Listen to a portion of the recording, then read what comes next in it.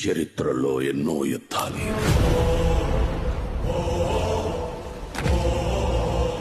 భయంతోనో బలగంతోనో గెలిచారు. కానీ మొట్టమొదటిసారి కులం లేదు, మతం లేదు, భయం అసలే లేదు. ఒకడు సంకల్పంతో గెలిచాడు. వైఎస్ జగన్మోహన్ రెడ్డి అనే నేను. వాళ్ళ ఆయుధం ధైర్యం. పాలిటిక్స్ లో ఉండాల్సింది ధైర్యం ఉండాలి. రేంబగళ్ళు కొండ మీద నుంచి సముద్రాన్ని కావలి కాసేవాళ్ళు. దేశాన్ని ప్రోగ్రెస్ పార్టీని శాసించిన మేడం, 40 ఏళ్ల రాజకీయ చాణక్యుడు చంద్రబాబు బతికుండి కూడా తమతో పాటు తమ కొడుకుల్ని గెలిపించుకోలేకపోయారు.